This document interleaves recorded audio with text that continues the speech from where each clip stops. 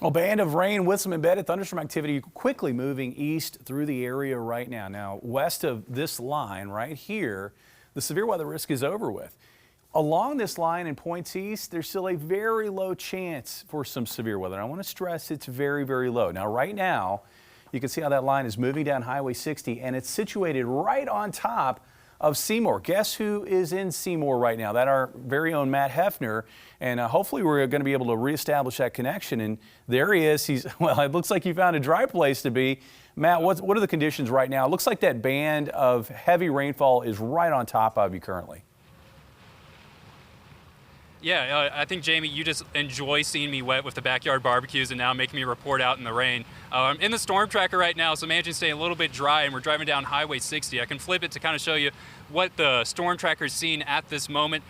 We've seen a very few amount of lightning strikes, probably only a handful at this time. The main concern has been heavy rain and fast winds. The driver right now in the storm tracker, Jared, is 10-2 because the winds, probably 40, 45 mile per hour gusts, if I have to estimate, have been blowing this car back and forth. And this is a big vehicle, and it's getting tossed around into these winds. And right now we're just getting kind of this leading edge of heaviest rain that's moving into Seymour at this time.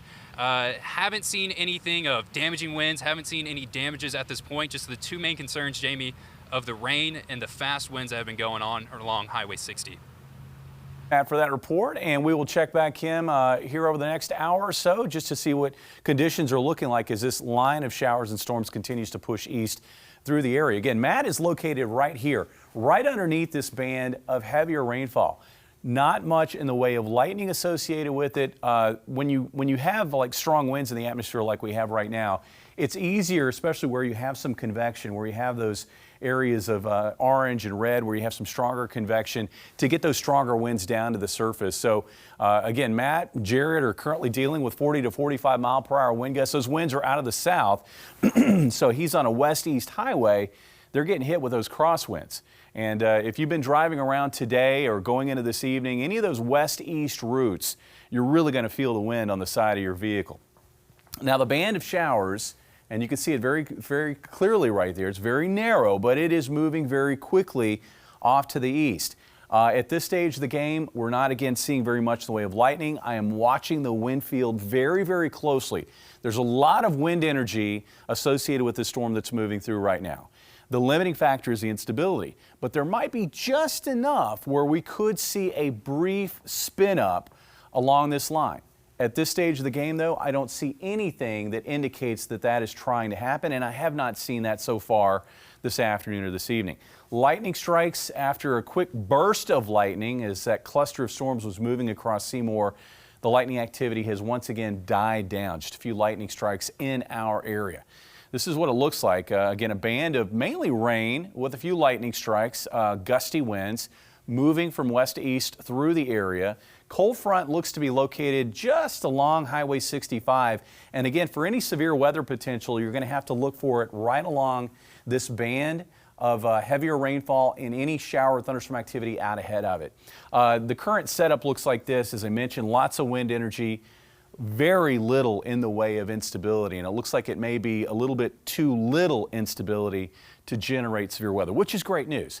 Now, this storm is going to whip through the area this evening. Tomorrow, it looks like we'll be on the backside of that cold front. There will actually be a series of cold fronts moving through the area over the next couple days. So this first front will knock temperatures down a little bit, but it's not going to be a bad day on Wednesday. Getting back to the severe weather risk, for the next few hours near and east of that line, a very low risk for a brief tornado, and also the possibility of wind gusts up to 60 miles per hour. Even outside of the thunderstorms, winds have been very gusty throughout the day. In fact, out of the airport, we've had a 48 mile per hour gust recently. There is a wind advisory in effect for areas along and west of Highway 65 through 9 o'clock this evening. Quick look at our forecast. This is 6 o'clock. You can see that line is located well to the east near Highway 63. Looks like by 7 o'clock it's moving into Dent County, Shannon County, Oregon County, and Sharp County. And then after 8 o'clock it's moving out of our area. Skies are going to clear out.